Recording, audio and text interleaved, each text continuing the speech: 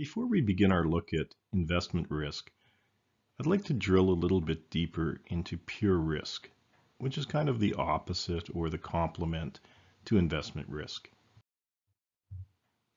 So today's objectives are look a bit more at pure risk. And pure risk is a risk that you probably are very familiar with in your life. Something happens, you incur a loss.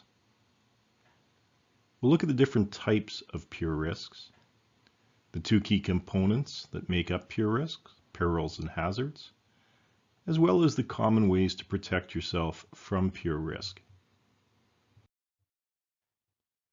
So what is pure risk? We looked at that in the introduction. In general, it's the probability of harm, loss, or injury.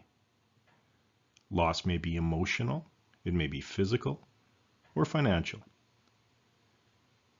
And in our introductory look at risk, we discussed how pure risks may be fundamental, or particular, dynamic, or static.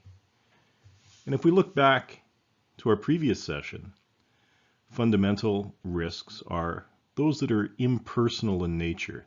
They affect a large amount of people simultaneously. War, hurricanes, earthquakes, things that have a wide impact on a variety of people. We contrasted that with particular risks, which are much narrower in scope and affect individuals, a house fire, a car theft, murder. Again, much narrower in focus. Dynamic risks, they were impacted by changes in the environment or the economy, and they focused on specific groups. If you were in that specific group, maybe you experience a loss. If you're not in that specific group, then there's a good chance nothing will happen. Static risks are present even with no change in the environment. The risk is constant. When the world is going well, some people will suffer losses. Dynamic risks we discussed were like newspapers going out of business as people move to more internet and online news services. How carbon emissions created problems for people with Hummers or large vehicles that run on gasoline. But there's opportunities there as well for electric or hybrid vehicles. On the static side, I mentioned how bull equity markets, when the markets are going up, there's still people that will lose on their investments. So even in good times, not everyone does well.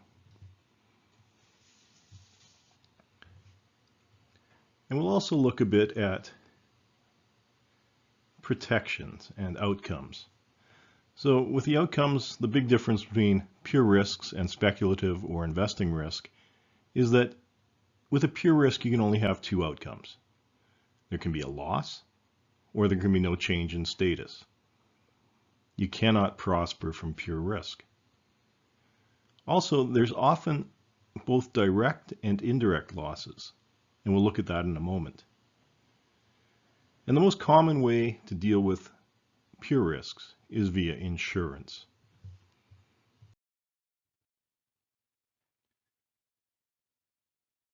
There's a few different types of pure risks. There's personal, and that involves death, disability, unemployment.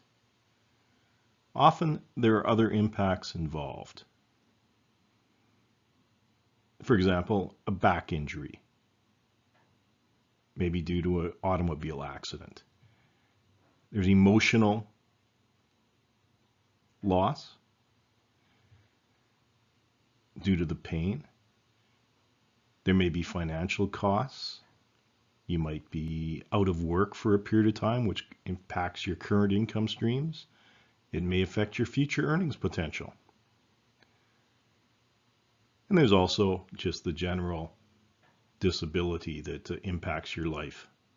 So again, emotional, physical, or financial impact. Property is another example of a pure risk.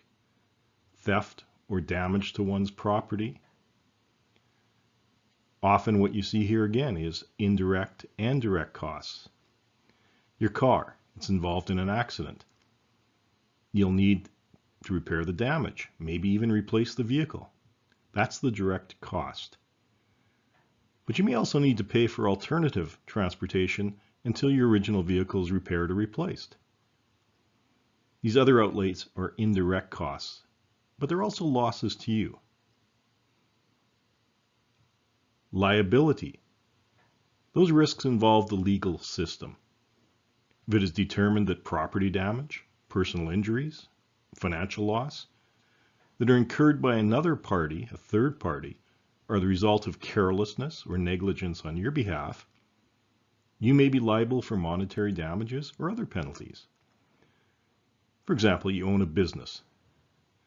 Someone walks by, slips on the icy sidewalk, and you're held liable for medical costs, maybe lost earnings of the injured party. Failure of others is another risk. That's where you suffer a financial loss when others fail to perform a service or meet an obligation to you. For example, you contract to move into a new office space or a new house or something on January 1st. However, come January 1, the provider has not completed the renovations to get you in there. So you must find alternate space until the renovations are done. Unless this is covered in the rental agreement, you're the one that has to suffer the financial loss by needing to pay for other space, whether that be office space or personal accommodations. With pure risks, you always need a peril and a hazard. Those are the two key components. A peril is simply a loss incurred by death, disability, illness, accidents, lawsuits, dishonesty, carelessness, negligence. Pure risks exist because of perils. A hazard, meanwhile, is something that simply increases the probability, the chance, the likelihood of a peril occurring. Hazards may also affect the severity of the loss. Hazards may be physical, moral, or morale. A physical hazard is simply a physical condition that increases the likelihood of a loss arising. Smoking in bed, the hazard, increases the risk of a house fire, the peril. A moral hazard results from human traits, such as dishonesty. You allow your staff access to the cash register, the hazard. That may increase the probability of employee theft, the peril. In contrast, morale hazards are slightly more abstract. They involve inaction or indifference. And what we'll find is insurance tends to be a major contributor to morale hazards. You live in an area of the city where there's a lot of car thefts. Without insurance, you probably get tire locks, clubs for the steering wheel, alarm systems. You also ensure that nothing of value is left in the vehicle at night. But once you have auto insurance, the level of concern probably falls a bit. You know that if there is a theft, you will be covered. That indifference leads to a lack of action, and that's the morale hazard. Obviously, you'll find that hazards are often interconnected. So if you live in areas of hurricanes, there's a probability of property damage or personal injury. Some is physical, some is morale, some is morale.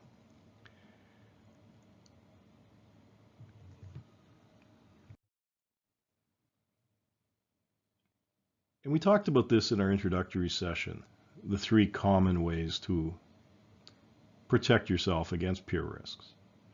Avoidance.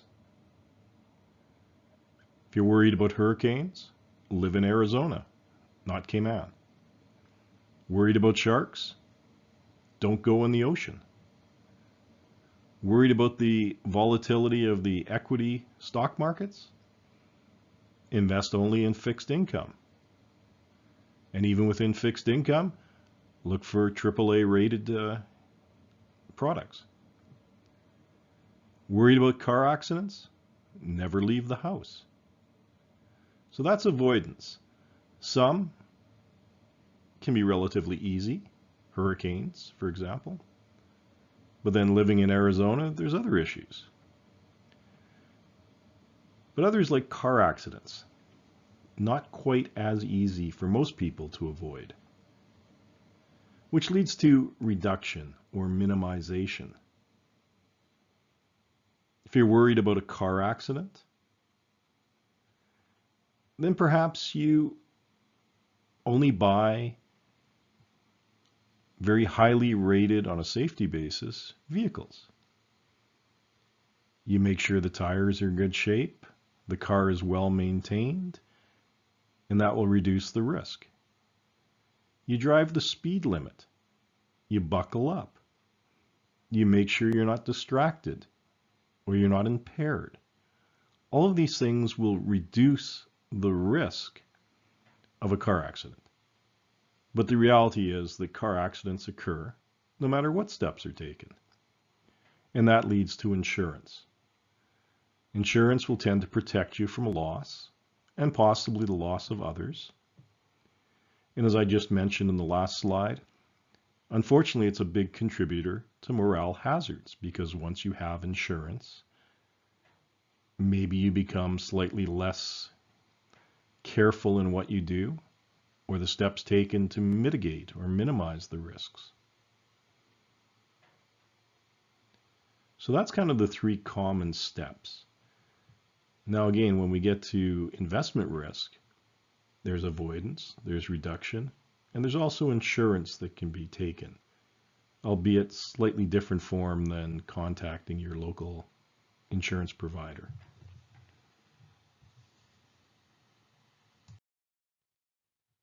That's all I wanted to discuss today on pure risks. Next time we'll get into speculative or investment risk. Thank you for your time today. And if you ever wish to discuss your personal wealth management needs, please feel free to contact me via the telephone number or the email provided. Thanks again, and have yourself a great day.